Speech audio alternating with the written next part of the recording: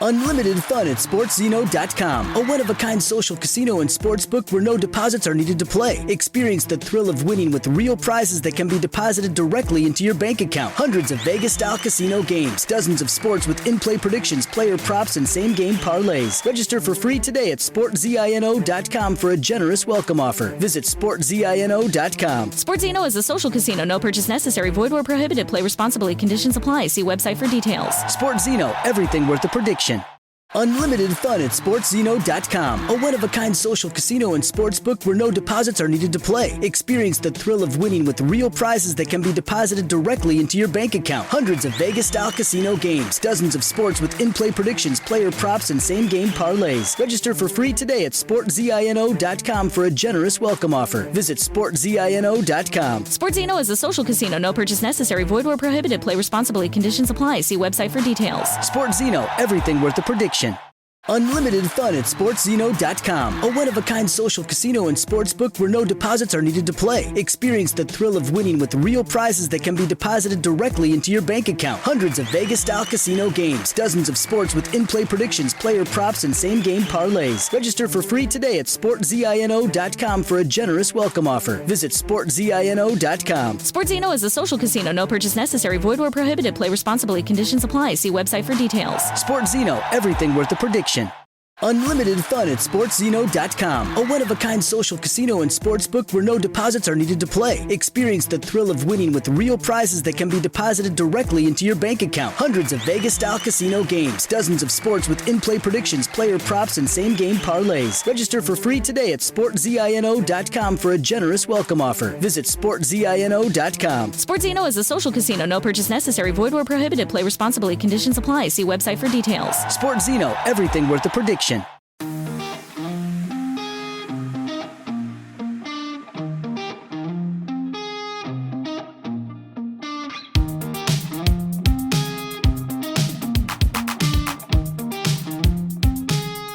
Keeping current with Kansas City Cinco de Mayo edition, although I didn't really have anything to do with that today. This is Thad Bell from the KC Soccer Journal. Daniel Sperry over there making fun of me for starting with Cinco de Mayo from the KC Star. How are you, sir? I am doing well, man. We got some soccer to talk, baby.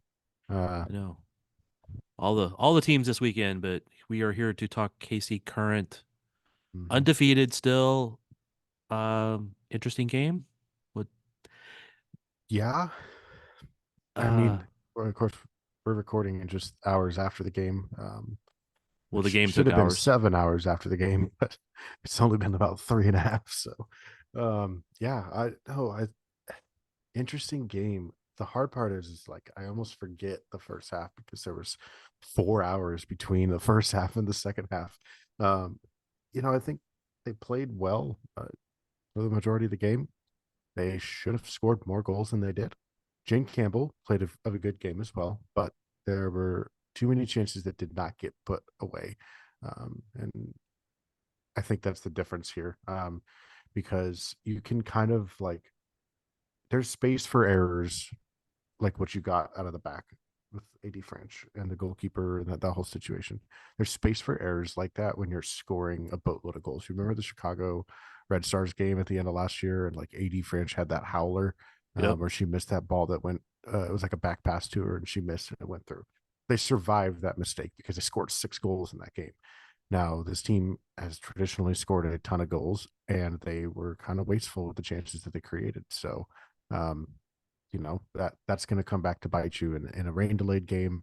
Though Dash, frankly, had no business scoring a goal and with how they played. I think the Current should feel frustrated with the result, but considering the day on the whole, you kind of just chalk that up to we escaped. Let's get out.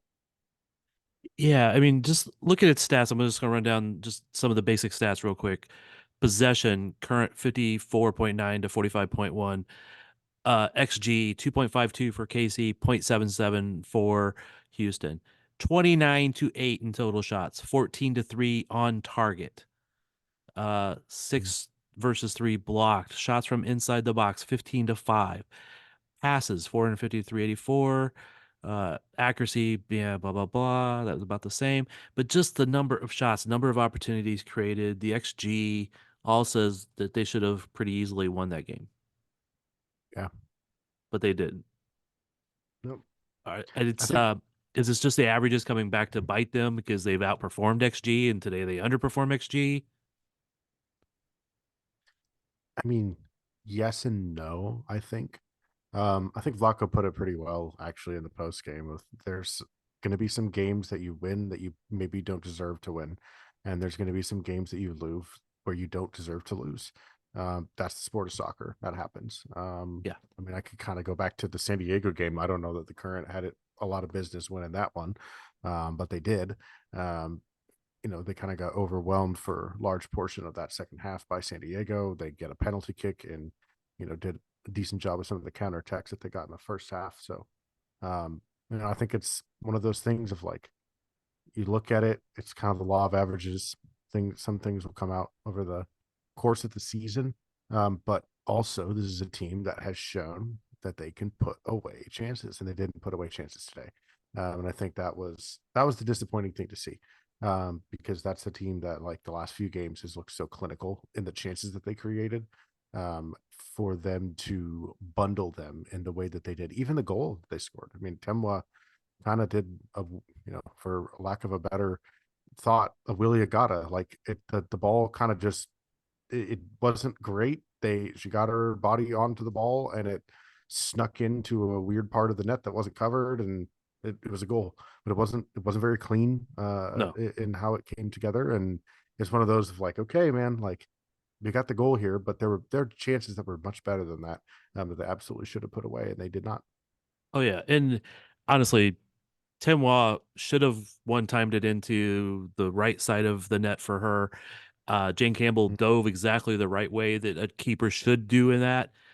Still in it, the ball kind of like just flubbed off her foot and went to the opposite corner in slow Mhm. motion with players like all trying to converge on it to try to do something.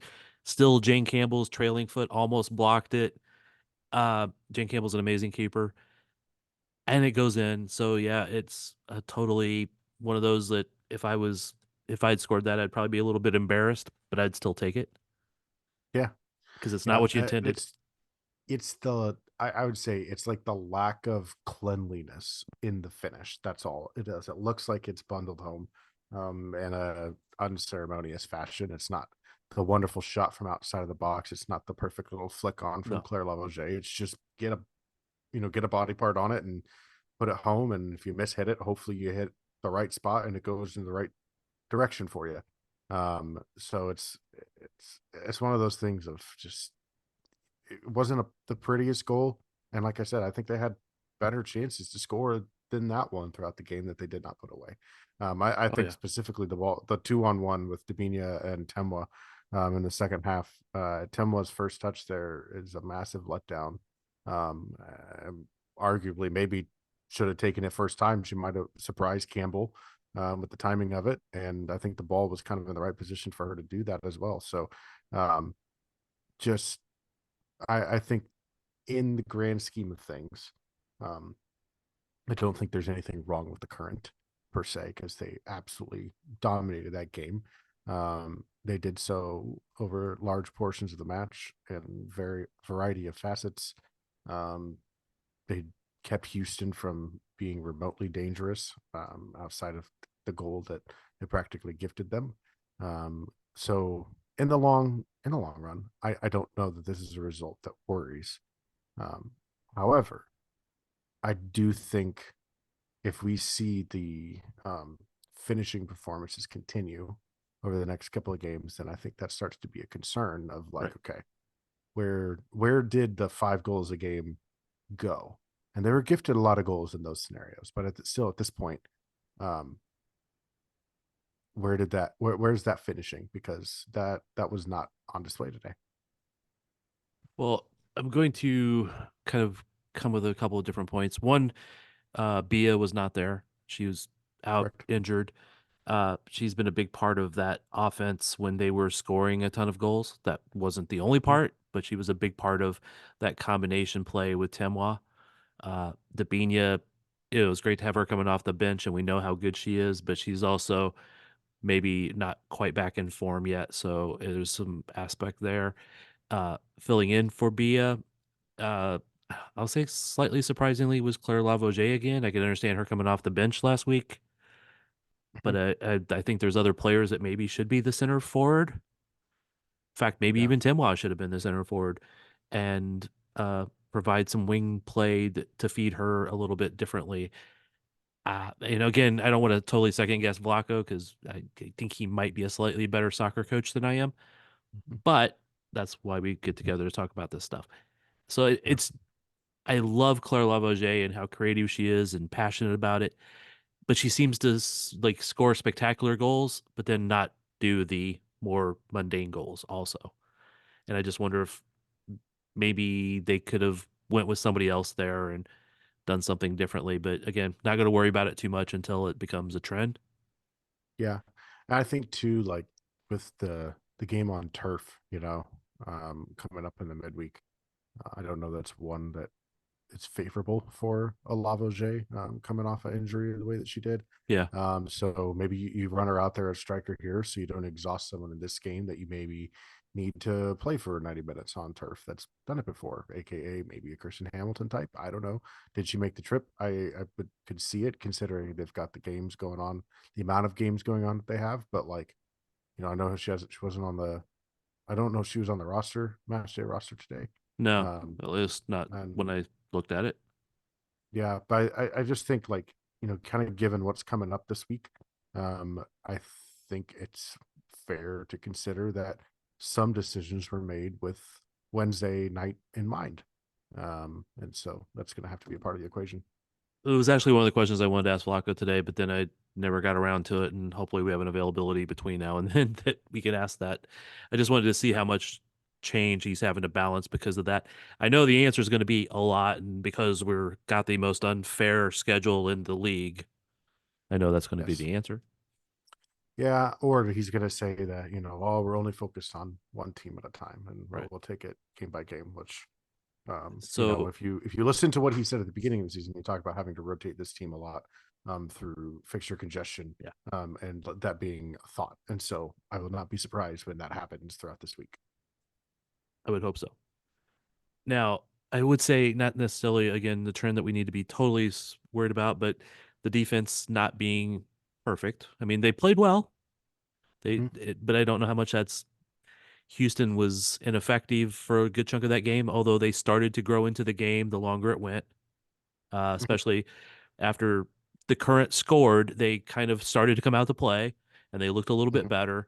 And then after they got a long rest, they came out and I thought the Houston offense was a little bit better and they kind of grew in the game. They didn't create a lot of great chances. That doesn't me praising them doesn't mean that they were really super dangerous, but just I could see them starting to get like a little better, feet under them, little legs under them. What's a good term there? Yeah.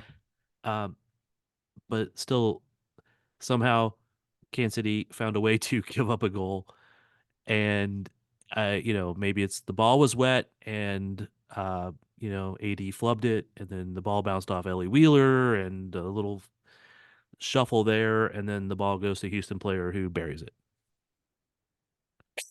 Yeah, Amanda West was also causing some problems all game with her speed kind of getting it behind Yeah. the back line. But like at the same time, just like 2 weeks ago, this same back line handled Azizat Oshuala and Rachel Kunanaji coming at them multiple times and handled all of their breakaways mostly spectacularly. AD French actually really outside of the gaff and dropping the ball there. Right. I thought she's been really good all year long, and she's been really good in 1v1 situations. So like I'm not like if the mistakes happen, they happen. They're frustrating. Is the ball a little wet and it slips through her hands? Is it unfortunate that Ellie's kind of going for the ball in that area at the same time and the drop brings them together? And if neither of them run into each other, either Ellie's booting it a mile the other way or AD's picking up her drop. And so it's just the way that the whole thing kind of carried out that was like, okay, that's a kind of a big embarrassing flub. You kind of gifted them that, but at the same time, I think like in general, this team is okay giving up some of the chances that they give up because they're not as concrete. And Gabrielle Robinson and Elizabeth Ball, 1v1 defending in space, are very good at doing that and managing players that come at them in the manner that they come at them in those situations. They're really good at delaying actions, cutting off shot angles, getting a body part on the ball to delay something. I mean, they're phenomenal in that sense. So I think that's like when those are the chances that you're giving up, I think that's where you become okay with the type of danger that Amanda West was creating, because she had a couple of chances and she didn't score, and the only time that she scored was the one that it was a gift. And so you kind of say, all right, well, you're not gonna. There's a lot of really good attackers in this league. Soph Smith is the only one that's been burying those chances on them. Yeah, and again, while they've been a little bit unsettled since this entire year, I don't want to say unsettled. They've not been perfect this year. They have been. The defense has been getting better each game, in general. Yeah. So, and set pieces too. Set Yeah. pieces were good today. they were. All right, I want to say we're going to come back for another segment. I don't know. We need to talk more about specifically the gameplay, but we're going to talk about something from the game after this break. Unlimited fun at SportsZeno.com, a one-of-a-kind social casino and sportsbook where no deposits are needed to play. Experience the thrill of winning with real prizes that can be deposited directly into your bank account. Hundreds of Vegas-style casino games, dozens of sports with in-play predictions, player props, and same-game parlays. Register for free today at SportsZeno.com for a generous welcome offer. Visit SportsZeno.com. SportsZeno is a social casino. No purchase necessary. Void where prohibited. Play responsibly. Conditions apply. See website for details. SportsZeno, everything worth a prediction. Unlimited fun at SportsZeno.com, a one-of-a-kind social casino and sportsbook where no deposits are needed to play. Experience the thrill of winning with real prizes that can be deposited directly into your bank account. Hundreds of Vegas-style casino games, dozens of sports with in-play predictions, player props, and same-game parlays. Register for free today at SportsZeno.com for a generous welcome offer. Visit SportsZeno.com. SportsZeno is a social casino. No purchase necessary. Void where prohibited. Play responsibly. Conditions apply. See website for details. SportsZeno, everything worth a prediction. Unlimited fun at SportsZeno.com, a one-of-a-kind social casino and sportsbook where no deposits are needed to play. Experience the thrill of winning with real prizes that can be deposited directly into your bank account. Hundreds of Vegas-style casino games, dozens of sports with in-play predictions, player props, and same-game parlays. Register for free today at SportsZeno.com for a generous welcome offer. Visit SportsZeno.com. SportsZeno is a social casino. No purchase necessary. Void where prohibited. Play responsibly. Conditions apply. See website for details. SportsZeno, everything worth a prediction. Unlimited fun at SportsZeno.com, a one-of-a-kind social casino and sportsbook where no deposits are needed to play. Experience the thrill of winning with real prizes that can be deposited directly into your bank account. Hundreds of Vegas-style casino games, dozens of sports with in-play predictions, player props, and same-game parlays. Register for free today at SportsZeno.com for a generous welcome offer. Visit SportsZeno.com. SportsZeno is a social casino. No purchase necessary. Void where prohibited. Play responsibly. Conditions apply. See website for details. SportsZeno, everything worth a prediction. All right, we're back. And what I was insinuating was the big rain delay and the knock-on effect from that. So, more or less a 4-hour rain delay. They went in at half. Not rain delay. I hate rain delay because it's not rain delay. It is severe weather delay. Lightning in the area, so they have to stop for that. Takes 4 hours. They come back out. They play. How much do you think that maybe affected the rhythm? And then I know this is going to be a big effect because they have a turnaround. They got to play on Wednesday. Yeah. I don't know that it necessarily affected their rhythm too much because I still thought they created a lot of good chances in the second half. What I did think it did was allow Houston the opportunity to truly regroup mentally, because I think the way that first half went was probably pretty, how do I say, embarrassing, I guess, for them in a way. I mean, it had to have been demoralizing with the type of chances, the constant pressure that they put themselves under for 45 minutes plus in that half. And so to be able to like take a step back from that instead of like 14 minutes and going back out there, and you're just like, all right, let's just gotta grit through this, and see what we can do on the other side of it. They got 4 hours to like really put that out of their minds and really just take a step back, come out there. They went gung ho. They were pressing very high. I thought they even went kind of man to man on the current there for a stretch. And it was a tougher, it was tougher for the current to move the ball, but they were still creating chances. They were still creating 2v1 opportunities. And I think that that was the whole point of this game. Regardless, I still think comes down to their inability to finish the chances. So I I, I think it had. I think that the rain delay had a greater effect on Houston than it did in terms of changing things up, which then affected the Currents' rhythm, because I still thought for the most part they were the better team by far through that second 45 period.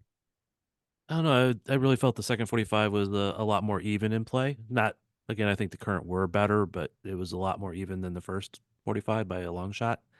So Yeah. I again, how much of that is Houston having some rest, having a chance to regroup, mental, physical, game plan, all those things come into effect. But also I just know that personally when I've been in a rhythm for something, the bigger the break it is, the harder it is to get back into that good groove. And it's easier for the opponent to get in their groove. Not that they were Yeah.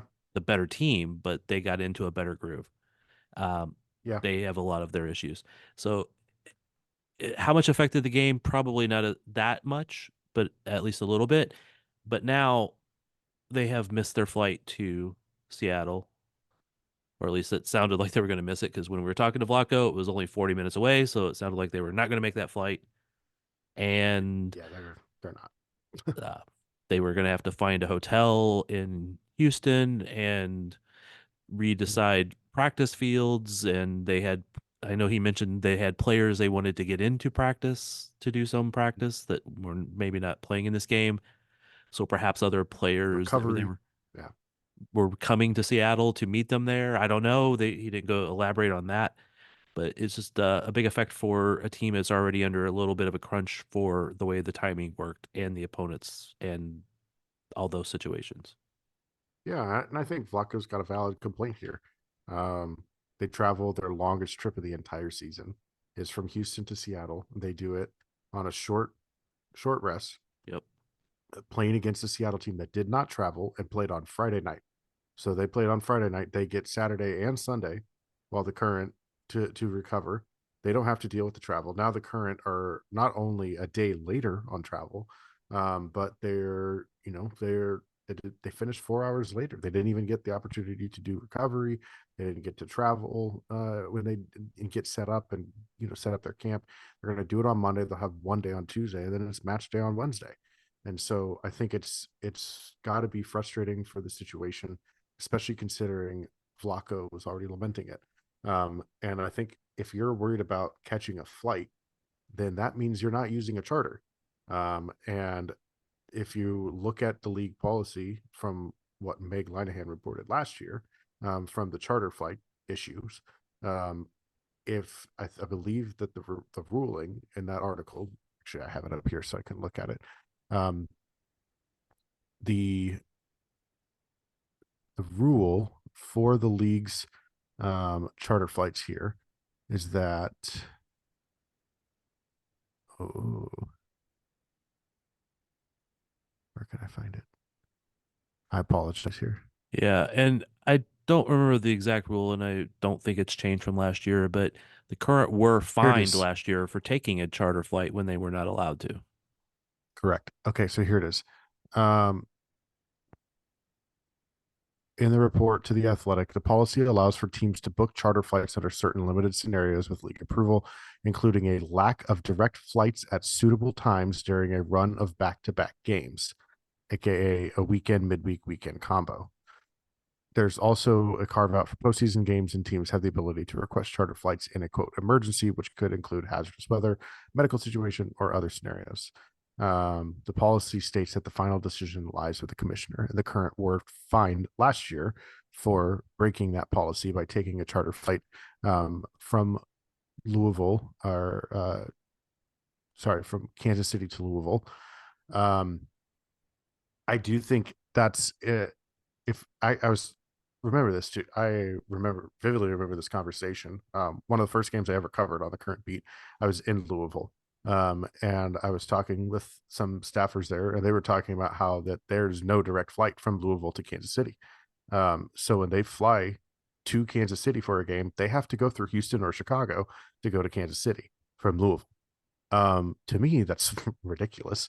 And I think that's so that's where the situation that the current were fined for last year, because there probably was no direct flights. And so the only commercial in the article from Meg, she cites a letter that was sent to players that was acquired by the Athletic. The current wrote that the only commercial options available from Kansas City to Louisville in the appropriate time frame required a layover and 2 traveling groups with a departure date of July 5th, meaning an extra night in a hotel. The game against the Racing was the last of 3 straight road games for the current after visits to Orlando on June 24th, Portland on July 1st.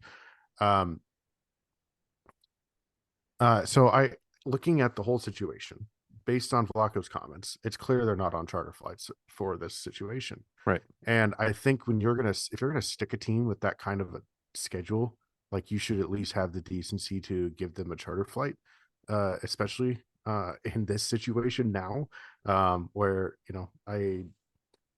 a club spokesperson did tell me that they do have flights booked for tomorrow, and so they're good.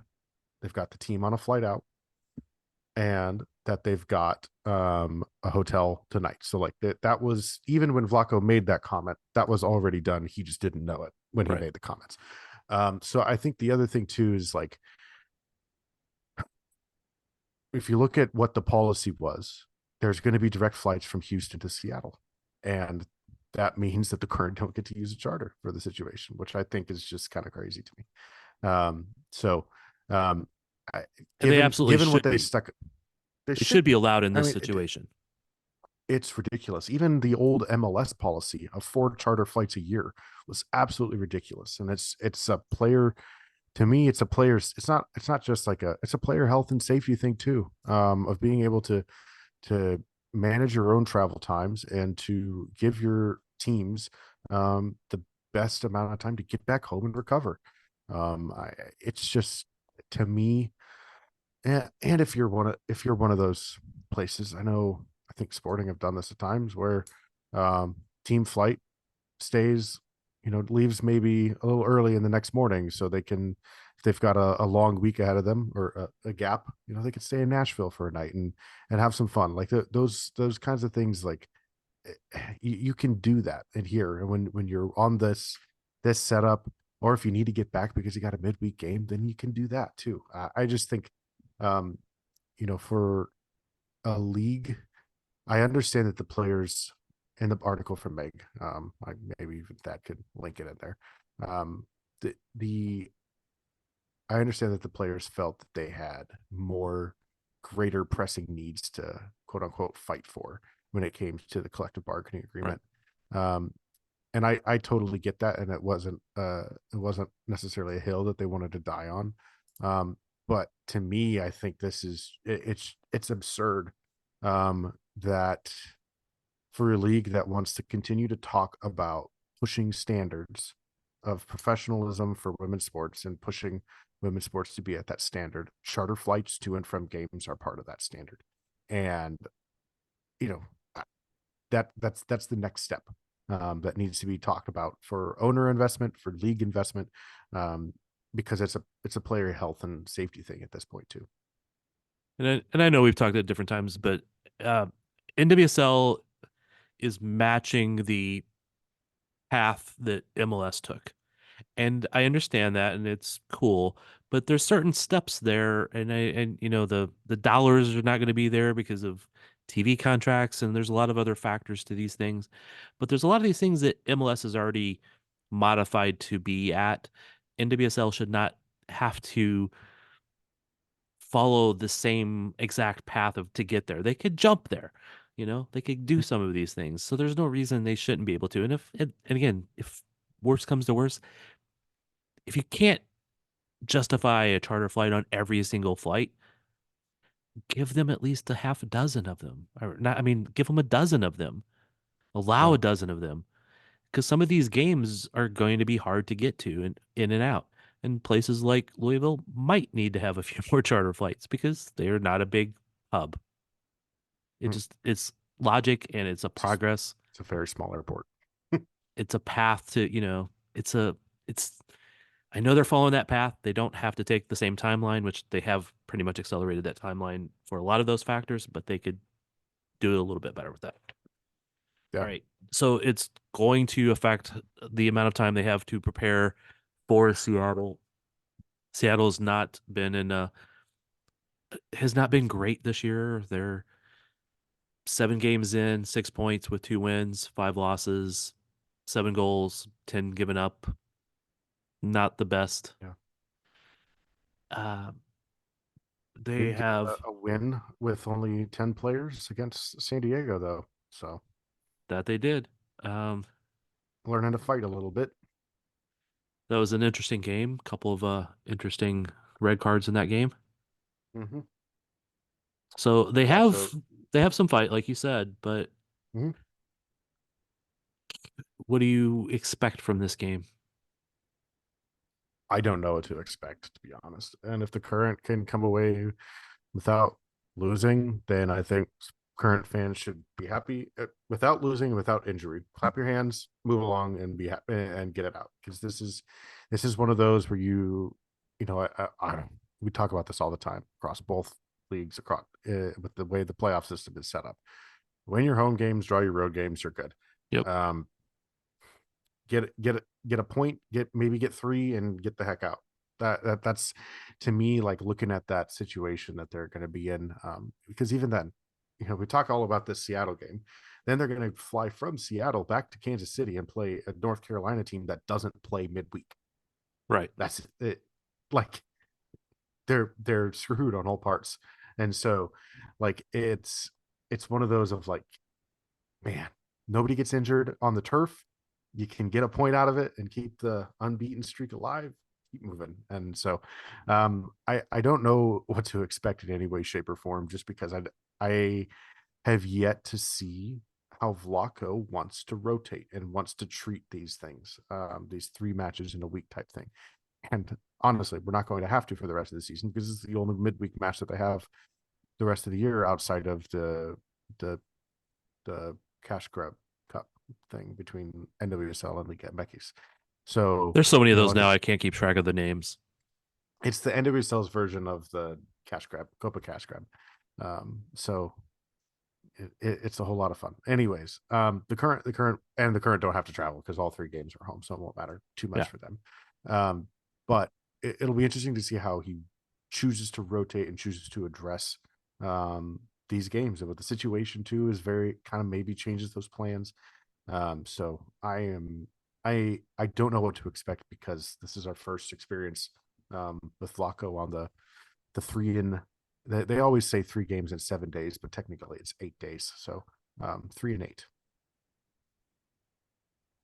Yeah, no, I get that, but it depends on how you count. Anyway, I would say even having been somebody who's watched what Vlaco has done over the time, uh, this is a lot different because there's a lot of different depth he has now that he didn't have when he coached FCKC or when he coached in up in the Northwest.